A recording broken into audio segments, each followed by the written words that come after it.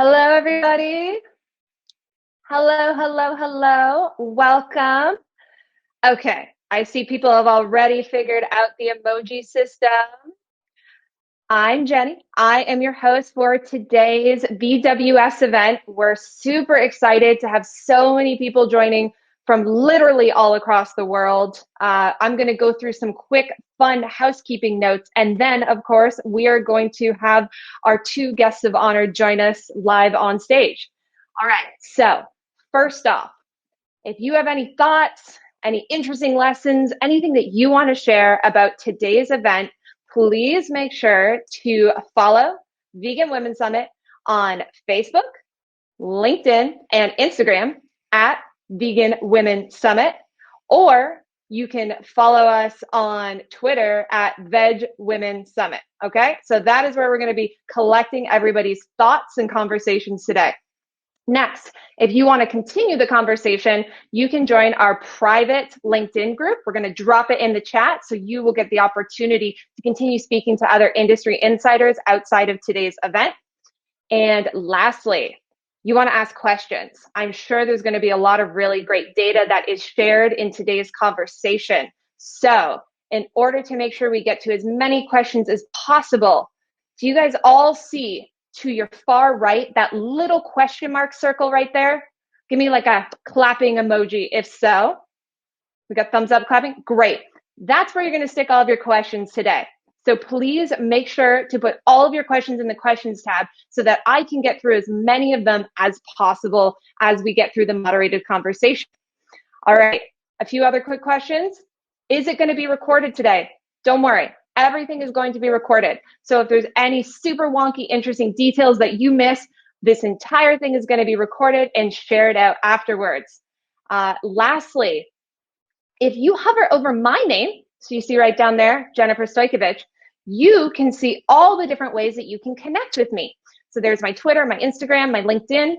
That means that every single person that is joining today actually has the same ability to build their profile too, so that you can get to know one another. So please make sure that you go to the top right-hand corner. It'll probably have your little initials there and fill out all of your profile. And then while you're in today's conversation, you can scroll through the bottom and look at all the different audience attendees that are joining today and connect with them. I know y'all want to get lots of LinkedIn connections today, so please make sure you fill out your profile. Lastly, has anybody joined a VWS event before? Give me a heart if you have. Okay, I see lots. All right, lots and lots of hearts. Then you know that we do a really, really cool live networking portion of a lot of our events. We weren't planning to do a live networking portion today, but we had so many people that signed up for the event that really want to meet one another. We'll actually, after today's conversation, be keeping the event live so that you can actually mix and mingle with some of the other folks that are joining today, and you'll get to meet them live and connect and do a speed networking round for about 30 minutes after the event. So if you want to meet everybody that's joining today, please stay on after the chat and we'll let you all connect together. All right, I think that's about it for my housekeeping. I'm excited to bring up Laurentia and Elena. So why don't we get to it? All right, Laurentia, Elena, let's bring you up on stage. Let's give them a virtual clap. Laurentia, hello. How are you? Good. Thank you for having me. Hello. Welcome. How are you both? Really good, thank you. Doing great. Thanks for having me. Awesome. So, all right, Elena, we'll start with you. Where are you joining from? I'm joining from London in the UK. All right. And Laurentia? I'm from San Francisco. Awesome. So we are truly having a global conversation today. We had so many folks that were excited to hear from both of you. I mean, Deliveroo, Instacart, two tiny little names, not too big of a deal, right? Who's ever heard of those or used them? Or maybe they became very avid users during the pandemic. So we're really excited to dive deep into some of the details of what you have been finding with the future of grocery and food delivery. But before we get into that, I'd love for you to share a little bit about yourself and what you do at your company so folks kind of understand what does looking at trends mean? You know, what does that mean to the food tech industry and other things like that? So Elena, let's start with you. Hi, everyone. Thanks for having me. So yeah, I'm Elena. I'm a senior commercial manager in the London team at Deliveroo, and I also manage the vegan category. And yeah, my main focus really involves two things. One is leading commercial partnerships with some of our top vegan restaurants and with key vegan organizations such as the Vegan Society, Veganuary, or PETA, and also staying up to date with market trends and just making sure we're driving growth for the category and not only having the best selection on our platform, but also making sure that it's easy for our customers to find these options. So I work with the marketing team to participate in the key vegan events across the year with product on things like tagging and in-app banners and visibility as a whole. And then with the food procurement team, for example, to connect restaurants that want to launch more vegan options with our vegan food suppliers. So yeah, just improving the customer experience in general for customers looking for vegan options and making sure that when people think about eating vegan, they think about Deliveroo. So, do you mind just sharing with folks a little bit about Deliveroo in case they're not familiar? Yeah, of course. So Deliveroo is a food delivery company. We currently operate in 12 markets. I'm based in the UK and my work's around the UK, but we're also in Australia, Hong Kong, Singapore, France, etc. So yeah, just serving people food on demand. Awesome. Well, we're excited to have you. And Laurentia, Thank you. tell us a little bit about what you are doing over on the West Coast in the US. Yeah, so I'm a I'm a trends expert and senior product manager over at Instacart. I'm also a librarian by trade. So I've spent my career studying how people think about products, how they look for what they look for, and how to help connect them to those products. That's just a natural fit with the trends research that myself and our trends team does. We like to dig into the prevalent and emerging patterns that we're seeing and how customers shop on Instacart. To talk a bit about Instacart itself, we're a company that delivers groceries in as fast as 30 minutes across Canada and the USA. We work with almost every major grocery store in the United States and Canada, but we actually partner with 600 different retailers in total, including small mom and pop shops and local favorites. Customers can get delivery to us, or they can pick things up from store. And yep, that's us. Awesome. All right. Well, a show of hands in the room. Who has used Instacart or Deliveroo this year? Yeah, I have a feeling lots of us have during the pandemic. It's a really timely conversation because I am sure how people order, what they buy has really changed in the pandemic. And I look forward to kind of diving in a little bit deeper on that. But I got to say, Lorenzo, first off, I think you might be our first librarian we've had at a VWS event. Cool. Always happy to represent that community. Yeah. The librarian constituency.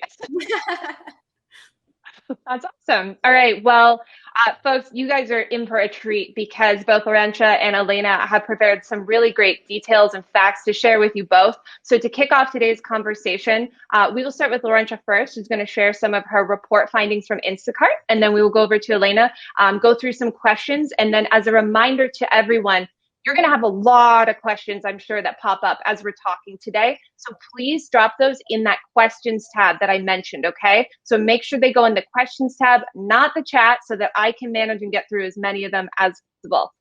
All right. You guys ready to get wonky? We want to get like right into the stats? Okay, let's bring up Laurentia's deck, and then Laurentia, we will let you walk us through what has been going on at Instacart. Cool. All right, bring in. Oh, perfect. All right, so full disclaimer here, I'm mostly going to be voicing over things and then pulling up a full few different slides just as like quick hits to demonstrate some of the data we're finding. But background on this is Instacart likes to dig into different trends that are happening. And the way that our trends team typically identifies these things is we look at user research. So what are our customers saying they want to have a better experience around finding or looking for on the site? but we also look at trends that are happening in the ecosystem. Plant-based stood out to us as interesting because, in fact, like Netflix has been coming out with a ton of different documentaries on why plant-based foods might be better for the environment. And so this was sort of the genesis of the question we wanted to ask, and it proved to be quite fruitful. We were pretty surprised to find that 1/3 of our customers are adding plant-based products to their carts. So that was quite exciting to us. And perhaps no surprise to this audience, most customers, when they first add a plant-based product to their cart, that's going to be a milk product, or I guess like an alt milk product. And typically that is going to be almond milk.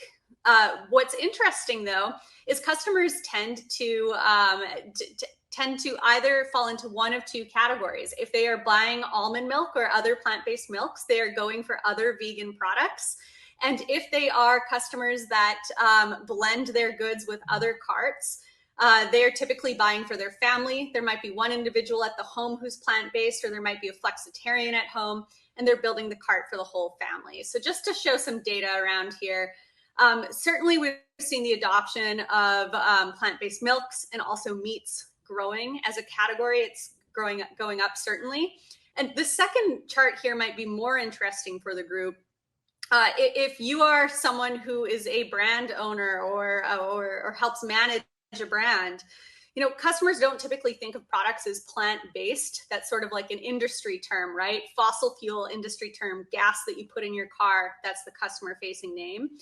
The way people are discovering these products is they're thinking vegan, vegetarian, terms like that. The other big one that I actually don't have here is dairy-free. That's one of the biggest, certainly across like dairy, milk categories, ice cream, and cheese. So these are the big thing. When you think about how to market your brands, that's what we're really seeing come up.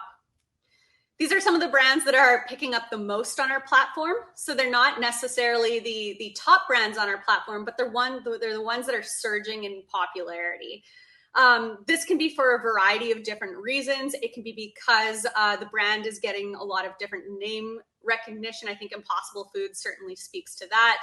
But we're seeing other brands emerging too, because they're bringing out different flavors or offerings that customers haven't seen before. And so that's where we're seeing growth there.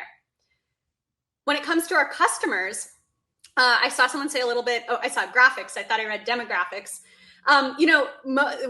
Over a third of people buying plant-based products on Instacart are between the ages of 30 and 39.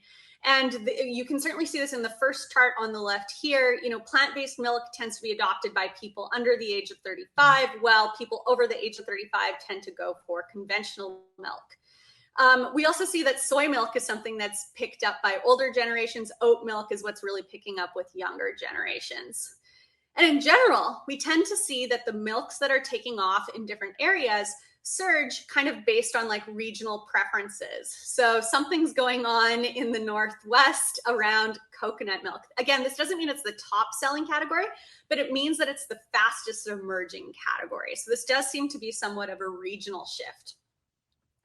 I'll also say that in general, plant-based products have typically been bought heavily. And if you looked at our volume of where plant-based products are being bought, in the West. So we're talking California, Oregon, Washington. That's where we see plant-based products really having like a stronghold. But where the most growth has occurred in the last year has certainly been in the East. And it's actually different. And we have a report that we put out that's like our plant-based trends, where we get into this more. But there are actually regional differences even within this. So what you're seeing being bought in Florida is actually quite different from what customers in New York might be looking for. The final thing I'll call out here, and this is not in our plant-based trend report, it's in a different report. Instacart talks about how the pandemic has changed grocery buying in the United States and Canada. And there's a few things that have really happened here. With online grocery, anyone can build a cart. We have, for example, like a group cart feature. So what we're seeing is kids are building the carts with their parents. Parents are building carts for their parents. So another thing I should call out is that senior citizens got onto Instacart in a way that they had never done before. People who had never shopped for online ever before are using Instacart.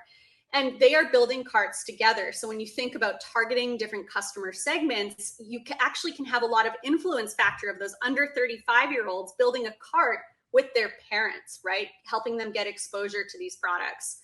And the other thing to know too is weekdays are the new weekends. So when you think about your product targeting, and we've certainly seen a lot of brands engage with this particular graph across the board, it used to be that the Sunday shop was where you really wanted to get your customer eyeballs. That has certainly shifted. And I guess that's really where I'll leave off on this. I think there's going to be room for questions, and I want to make sure Elena has time to speak as well. But this is a purview or a little bit of a summary of some of the things we've found so far. Awesome. All right. Well, first off, folks, I see a lot of people that are bumping in the chat with some thoughts around Laurentia's data. As a reminder, please put them in the questions tab, okay? So that is where you should put all of your questions relating to this data. This event is going to be recorded and shared out afterwards, as well as the graphics. So don't worry if you do miss a detail as we're going through today's conversation. All right, so Elena, are you ready to share a little bit about what's going on with Deliveroo? So let's pull Elena's deck up now in a moment here.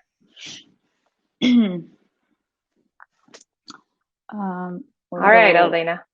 Yeah, here we go. Right. Okay, amazing. Yeah, so look, the vegan and plant-based space has been really interesting for Deliveroo. It's been the fastest growing category for us for the past 3 years. And it's something that we not only see in London and in big city centers, but actually across the UK. And Kantar recently reported that 1 in 5 UK households already have a vegan or a vegetarian person, and that by 2025 the UK population is expected to be 50% of the population is expected to be flexitarian. So the opportunity here is really huge. Last year, sales for vegan grew by 107% on the platform, and this year we're seeing a very similar trend, as you can see here. Q1 was our biggest quarter to date, with sales up 160% from Q1 2020, which was already a very strong quarter. Q1 is always a really interesting one because it's when we do the Veganuary campaign alongside Veganuary, which I'm not sure folks might be familiar with what Veganuary is, but if not, it's just a global campaign that aims to raise awareness about veganism and to get people to try vegan for January. So on our platform, we always run a campaign. We do a lot of social activations, CRM, in-app banners, etc. So naturally, we see a grow and an increase in demand for these options. And I think what's very important to highlight is that, first of all, the vegan category and campaigns like Veganuary are driving incremental sales to a lot of our brands, and they are a huge tool to acquire new customers, both for vegan and for vegan-friendly restaurants. So the likes of Burger King, Wagamama, Greg's, any KFC, any big brand and any small independent, having a few vegan options on your menu can easily help you tap into new customers and drive incremental sales. And I've put here a couple of highlights from Veganuary. I can't share the brand names, but one of our top performing chains, 19% of their orders during Veganuary contain vegan items. For a grocery partner, 50% of their sales actually came from the vegan and meat-free categories, which aligns with what Laurentia was saying. And then a fine dining restaurant, 35% of their orders had vegan items. So really interesting, a lot of opportunity for all types of brands. And I think the one thing I'd like to mention here, and I've put the menu to show a really good example of this, is that an edamame pot or a green salad or French fries are not enough anymore. Customers expect really great options. They want to see amazing mains, including myself, by the way, amazing mains, loads of, cool starters and sides, and desserts. Desserts are also on the rise.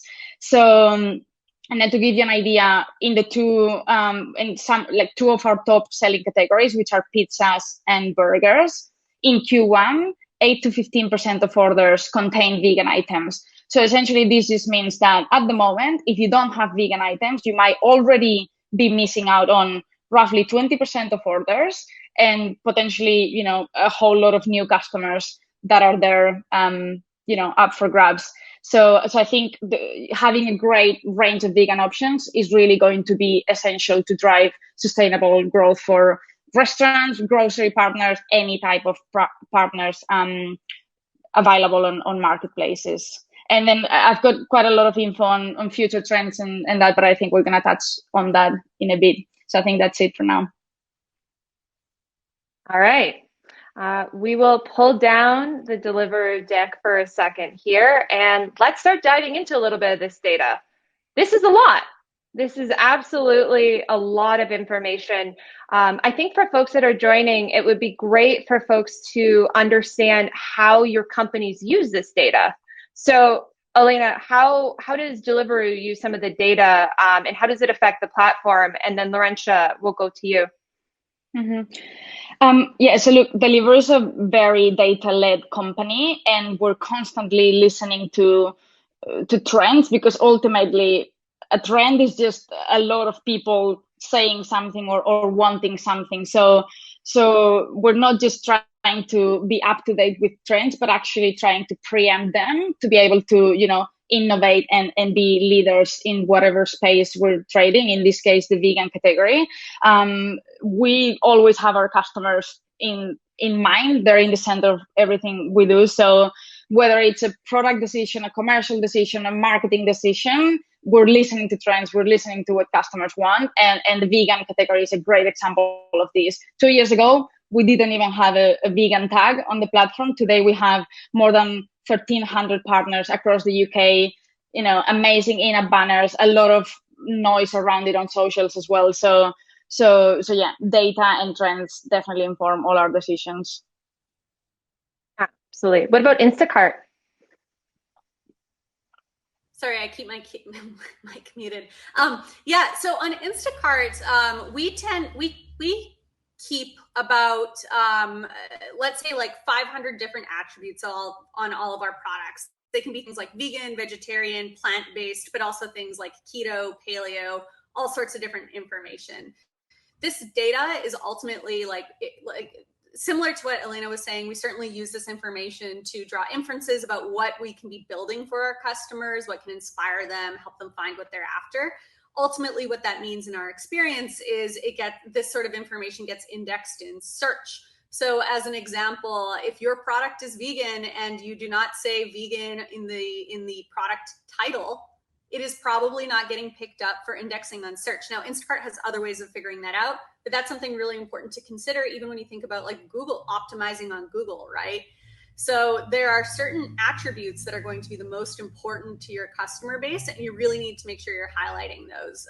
In the same way that we might figure out something is gluten-free by looking at the title, we can then use that to either optimize search, to create better browsing experiences, badging on the site. There's lots of different opportunities.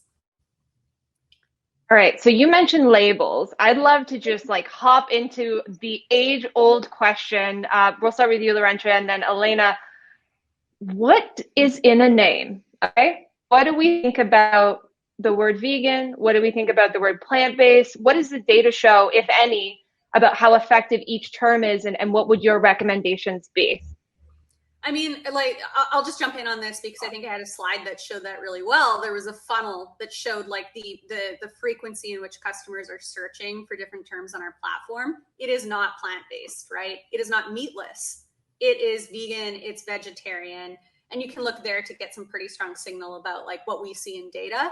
I think everything else there for me would just be opinion, but I tend to lean towards data. So if I was going to say something, it's that there's a parent who has my mom, great example, has no idea what plant-based means, probably wouldn't take the time to understand, but she's curious about vegan food. She has a son who's vegan. So, this is how people are going to discover your products and start bringing them into their home outside of a niche that might understand plant-based.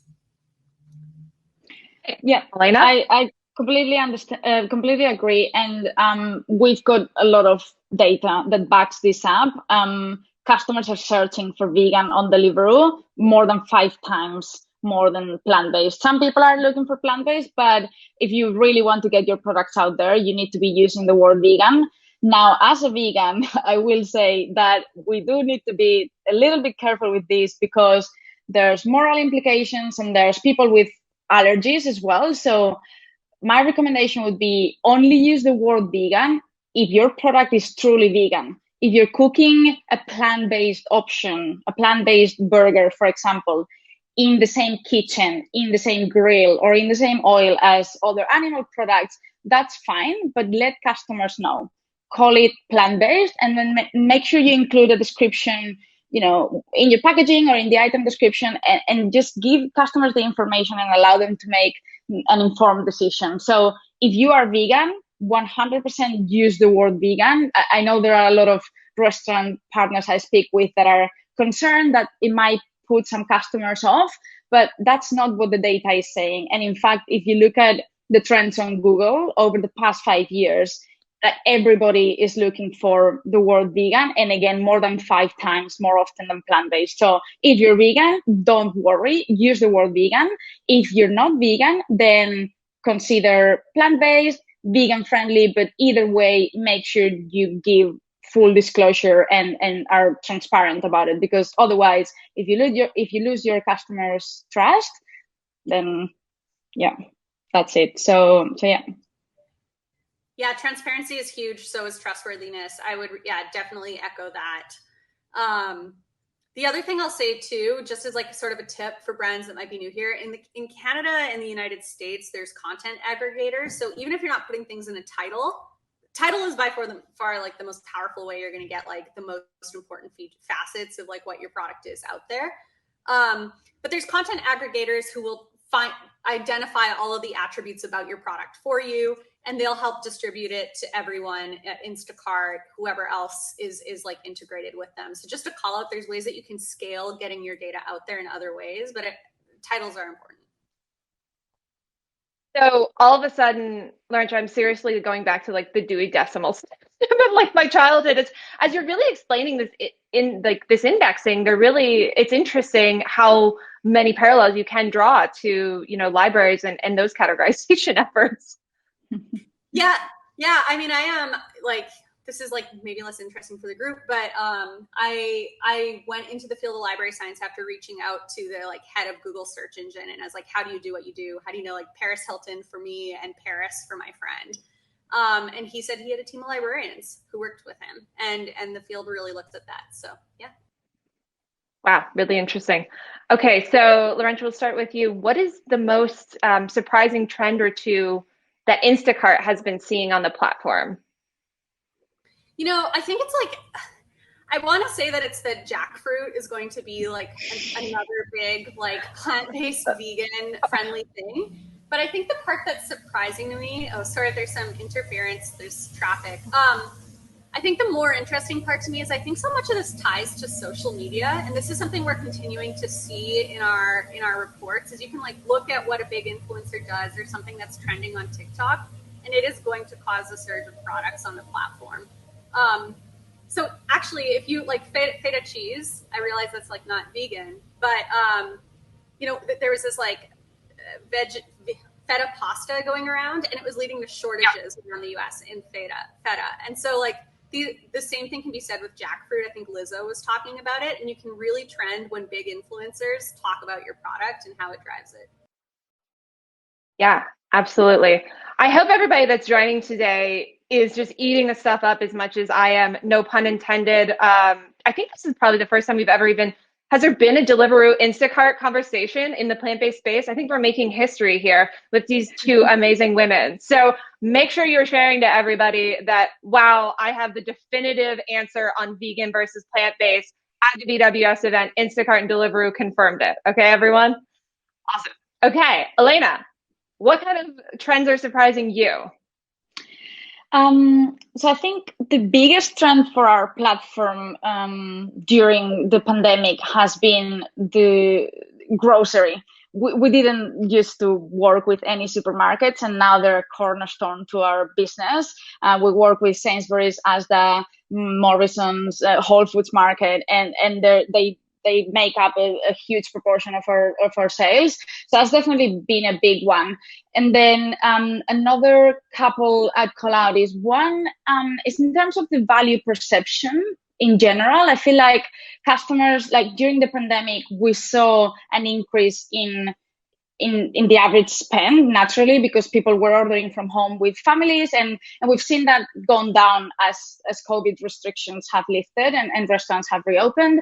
But overall, I think customers are reacting really well to discounts and to promotions. So things like, for example, meal deals are working really well on our platform. People are looking for that extra, added value, and whether it's through a meal deal or a discount, or as Laurentia was saying, what you're doing on your socials as well, adding extra value beyond the food you're selling is becoming increasingly important. And we see that some of the top performing, especially the top performing vegan brands, they all have a really strong marketing strategy in place, and it's really evident, really obvious what they stand for. And it's usually, health, sustainability, or animal welfare, but like just giving customers that extra value and content is really helping. And the last one I'll say, which is really interesting, is desserts. People are searching for desserts, and it's not to say that dessert only brands are doing better than others, but I think like having desserts as part of your offering is very important. And I definitely have been ordering desserts during lockdown. Yeah, absolutely. Elaine, should we bring up your deck again? I know you had some interesting other facts and figures to show, so let's bring up Deliveroo's deck again. Yeah. 1 second here. Awesome. Cool. I think in terms of future trends, what I was just talking about was what we've seen throughout lockdown and off the back of lockdown. But a couple of things that I think we are going to see continue to become more and more popular is, fast food classics veganized. And we're already seeing a lot of this on our platform. For example, Burger King is a great example. They've got a vegan, the Vegan Royale and the plant-based Whopper, and both are driving a significant proportion of their sales. In general, I think desserts, as I was saying, but overall, I think what I hope to see as well, and what I think we're going to see is we want to see, customers want brands that stand for something and that allow them to indulge without compromising on taste. Absolutely, taste is always a non-negotiable, but then those brands that offer something else and that are good for the planet, good for our health, and as good as possible to animals, I think those are the ones that are really going to reap the benefits. And one thing we're starting to see as well is using labels to again share information with customers on impact, environmental impact, like CO2 emissions, land usage, and water. So I think, and I hope, we might start to see a lot more of these across menus on our platform, and hopefully in packaging on grocery stores as well. I don't know, Laurentia, if you've seen any of these across your platform. Yeah, I mean, so we haven't looked at this specifically. What I will say is, like, I think there's two segments of customers to be aware of, and they might overlap sometimes, but they won't explicitly. Actually, maybe there's three. So the first is certainly this group you're talking about here, and they're people that are socially conscious. Let's say they're concerned about like where the environment's headed and how their diet factors into that. I think there's also a segment of customers that are looking to eat more healthily, and that can mean a lot of different things to people. I saw someone asking like, how important is protein content? I mean, the answer is it depends on your category. Certainly, like protein-based ice creams have been big because it's this indulgence that you can add protein to. So, if your product happens to have some like sort of health benefit, if it matches to keto, paleo, high protein, you're going to see some opportunities there. And then finally, there's going to be a continued low cost segment of buyers. And that's not really something you can get away from. So this isn't necessarily about competing on cost, but I do think it means that think about how you frame your product in this story of you're a parent who just needs to make dinner and you're finding things to build your dinner around. It doesn't need to be plant-based or vegan. It doesn't need to be, even like healthful per se, but it needs to be something that you can like quickly make into a dinner. And how do you like market around that at a reasonable price point? Yep. That makes sense. All right, so I think let's pop us back up on stage. We're getting a lot of questions coming through in that little questions tab. So I'm going to start picking out a few questions for each of our speakers, and we'll hop back on stage. And just as a reminder to folks, you will hover over each of our names while we're up here on stage. I am sure some of the content that is being shared right now is the first of its kind. So you want to make sure you're following both Elena and Laurentia on LinkedIn and making sure you keep up to date with their content, because this is really good stuff. I have been to a lot of Future of Food conferences, and I have not seen anything as insightful and data-driven as some of the points you're both sharing. So thank you for taking the time. We ready to get into the audience questions? All right, so let's start with a question for you, Laurentia. Do you feel the increasing demand for vegan and plant-based grocery items is driving an increase in variety and different brands available in the grocery store? Good question from Shreya. Yeah, I mean, it's interesting. I think an increase in demand certainly creates more people wanting to compete in the space, and it creates more interest for retailers to carry these things as part of their selection. So I think that much is true. I don't know that like interest necessarily drives variety explicitly, but I think interest drives retailers to be interested in expanding that part of their selection. All right, that makes sense. Anything that you want to add there, Elena? I'll say, interestingly, especially during COVID, when a lot of restaurants were forced to close, we inevitably saw a drop in orders. So we now have a lot of data that proves that actually selection drives demand, as opposed to demand driving, an increase in selection. I mean, they go hand in hand, but I think there's a lot to be said, especially in the vegan section. The wider the options, as I was saying earlier, like the better the options, the more likely people will be to order from you. So they go hand in hand, but I'd argue that, more offer leads to more demand sometimes as well. Yeah. I think in general, the way that retailers compete is on selection. So they need to, so I agree with you, Elena. I think, but I don't know that it's necessarily quantity. I think it's like relevance to like what customers want is what's going to bring them in. Yeah.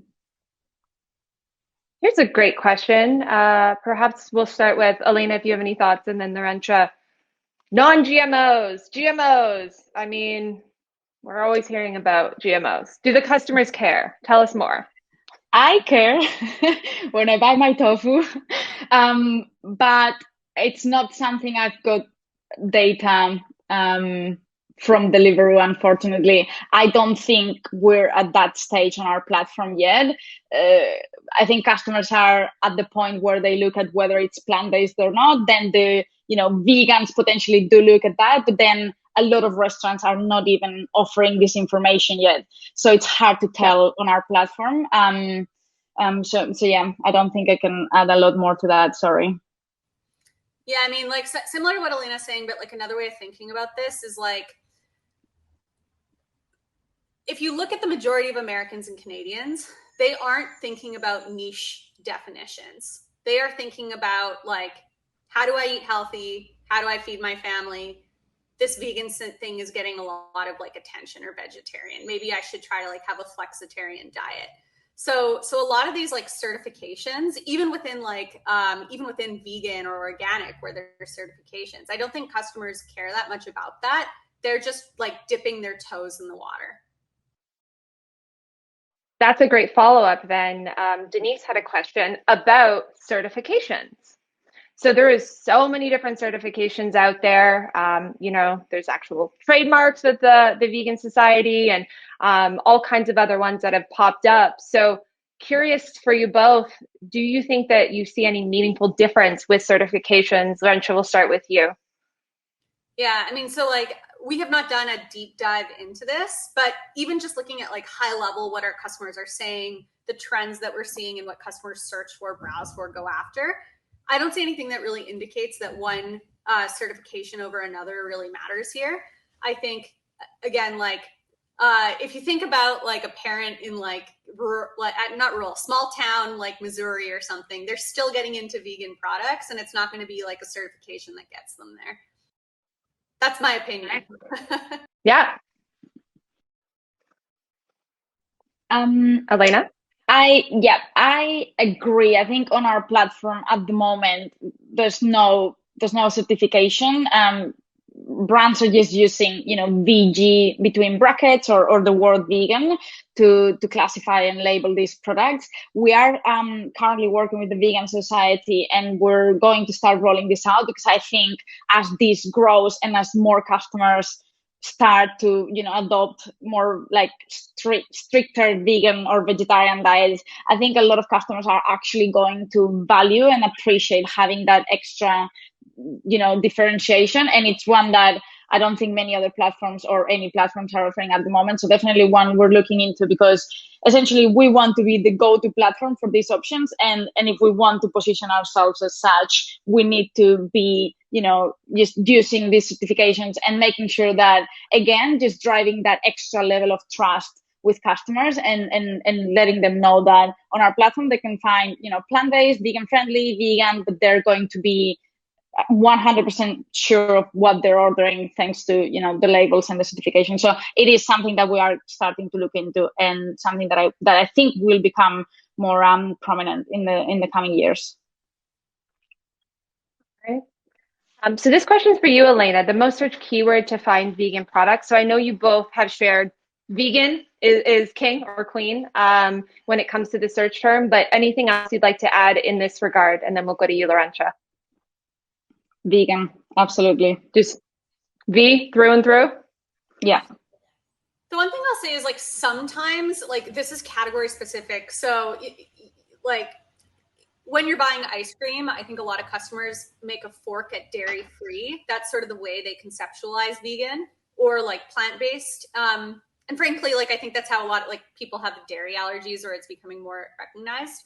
So in some categories, it's not necessarily going to be vegan, even if your product's vegan. The way I think about it is like, what advantages does your product offer within its category? And is that a meta trend? And you can kind of pick up on meta trends just by walking through the grocery store and seeing how grocery stores organize products. They know a lot about merchandising their goods. So. Yep, absolutely. All right. Ooh, here's a fun one. So this question from Mufan about plant-based seafood is very top of mind right now, because folks might have seen that Whole Foods just released their summer report and is predicting this to be the summer of plant-based seafood. Curious to see if either of you are seeing an uptick in folks that maybe watch Seaspiracy, maybe getting a little bit more in tune with how commercial fishing practices are being carried out and want to make a change. So Laurentia, are you seeing any changes? And then we'll go to you, Elena. We haven't looked into this candidly, but the first thing I thought when I saw that was like Seaspiracy. It's the same with like the social media thing. When certain like big cultural media events occur, we certainly see customers like target those things. Yep. On our platform, no demand yet, but also not very much offer available. So I think it's, as I was saying, as more brands start to innovate and explore this space, we will see an increase in demand. I think a few of our poke brands do include now some vegan salmon and vegan tuna, and also like a lot of brands are, I think, trying watermelon tuna as well, which I've tried, and actually it's super nice. But it's not a big thing yet. Hopefully it will become soon. Yeah. So here's a question that I want to pose for you both. As we come out of the pandemic, how can brands that have perhaps seen a huge surge or change in how people are buying, how can they continue to navigate consumer trends? Do we think that folks are going to go back to perhaps some of the trends before the pandemic? Are these things here to stay? Elena, we'll start with you. What are your thoughts around post-pandemic and how that'll affect consumer trends? I think the grocery trend and habits have changed in general. People are now more familiar and more used to ordering online. So I think delivery as a whole is here to stay. And in terms of other trends, I say vegan. Vegan just will continue to grow. And what I recommend. Specifically for restaurants out there that might be in the audience, I think it's more around what I was touching on earlier, just like making sure that your brand is adding that extra value for customers. It's not enough to sell good food anymore. Customers, and if you want to also tap into different generations, like need to be talking about sustainability, eco-friendly packaging, diversity and inclusion, your brand story. So just adding that extra value through that is what I think will make it or break it for some brands. Yeah, I'll kind of riff on what Elena just said. So online grocery is here to stay, so if you're not online, and like, even if you're not on Instacart or you're not on Deliveroo, have a website that has your product listing so people can find you. Talk about what makes your product special. And when I say special, like we talk a lot about telling your brand story, and that's so important. But I actually think what like online grocery is unlocking for customers is we know customer stories, and we are telling them what products match their stories. So think about like who's buying your product, and it's not just someone who's like a hardcore vegetarian or someone who's thinking about plant-based products.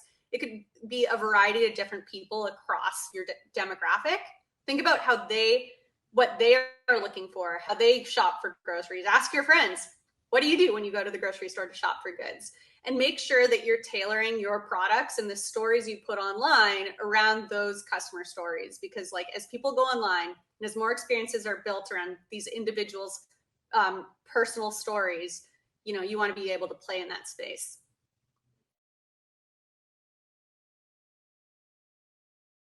Thing around transparency and authenticity. I think this is going to be absolutely key as brands start to talk about this, because again, there's a lot of greenwashing going around, and there's a lot of brands trying to capitalize on this trend without really investing in it and caring for it. So I think, quality of products, consistency on messaging, but like true, authentic communications and building that relationship with customers based on trust really is going to be absolutely essential for sustainable growth anyway.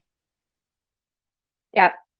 All right. So folks, we have about 5 minutes left with our moderated part of the conversation. So here's where I'll remind everybody, Elena and Laurentia, really awesome women that I want to make sure you're connecting with. So I'm just going to plug that one more time. And then as I mentioned at the beginning of the hour, we will turn on virtual networking for 30 minutes after today's conversation has ended, which means that you will have the chance to meet one-on-one and actually be able to chat with other attendees in the room. So if you haven't had a chance, now would be the time to update your profile with the top right corner where you see your initials. And then that way other folks can see your LinkedIn and connect with you. All right. So, and of course, we have dropped in the chat the actual LinkedIns for Laurentia and Elena. Our packaging. How much does packaging matter? Are people looking up packaging attributes? Laurentia? Packaging matters for a few different reasons. First of all, like if you look at customers in store, they're taking time to look at packaging, right? Like that's how they're going to choose between two products. A lot of ones who are really interested in this. Online, I think customers don't have time to look at packaging. So what really matters actually is either like how good is the person who's selling your product at extracting attributes off of packaging. It's like your packaging says dairy-free, how good is the company at identifying that? I think more proactive is to make sure that company knows your product's dairy-free so that they can, because like ultimately a customer looks at packaging, not for the sake of looking at a package. That's like a waste of time. People want to move fast. What they want to know very quickly is like, is this the highest protein cereal I can buy? And so I would kind of think of that in that frame is like, what is the customer's information need? This is librarian science coming out of me. What is that person actually trying to find? And today you have to put it on your packaging because your products are found in store. But like also making sure that that data, whether it's on the packaging or is more explicitly structured and sent to the companies that are selling your products, is being understood by those businesses. Yeah. Packaging is very important on Deliveroo. It's obviously not going to help you drive traffic or actually get the sale when they're looking at your menu, but it's pretty much the only way brands have to actually deliver an experience to customers. So thinking about offering a really cool, branded, sustainable packaging option is potentially going to be the factor that will get customers to reorder from you or not. So if you're a restaurant on a marketplace, absolutely think about your packaging, try and get a branded option and sustainable. All right. Okay, so Elena, we'll start with you. Number one piece of advice for somebody in here that is trying to get their plant-based company, restaurant, whatever it is out there, what would your piece of wisdom be for them?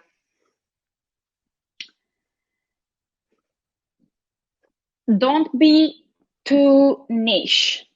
Cater for different generations and different meal occasions if possible, because there's just such a mixed bag of customers out there. And even within the vegan space, there are so many different types of vegans. So, it's great to stand for something, as I was saying, and to have a very clear brand positioning, but try as much as possible to be welcoming and inclusive for as many customers as possible, and that will help your long-term growth.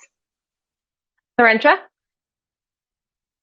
Well, so I'm sorry. I think if I heard the question, it was around restaurants, and Instacart doesn't work with or partner with restaurants today, so there's not much I can add. For a plant-based brand, what would your number one piece of advice be? Oh, my plant. So I'm so sorry. I was looking at the hour. Fundamentally, I believe that every American or Canadian can be your customer. And the question is, how do you connect with them? So get out there, talk to your friends, your family, the people who aren't vegan, find out how they shop, figure out how your product fits into their stories, and figure out how to tell that story. All right. Last question for you both. Elena, favorite plant-based restaurant anywhere in the world? Same to you, Laurentia, and then we will let you get back to your last day. I never tell anyone this question. This is like my trademark VWS event question. You're putting me in a really tricky position here because I work with a lot of vegan restaurants. I'll have to say Pharmacy in London is one of my favorite ones. They've got amazing vegan organic produce that they get from their own farm, and it's just so exciting. Loads of really wholesome, delicious options. So Pharmacy, I think. Yeah. Great. And Laurentia, last question. Yeah, so this is actually in Tulum, so like vacation town, Mexico, but there's a place called Raw Love, and their products are just like, I love like raw food in addition to like vegan food. So that's just one of my favorite restaurants. Well, I'll have to let those folks that know they got a shout out. Well, thank you to you both. We look forward to having you back again. If either have a chance to stay, virtual networking, and we are going to connect folks right now to meet one another today for about a half an hour. All right. Thanks, Laurentia. Thanks, you. Elena. Yes. Bye.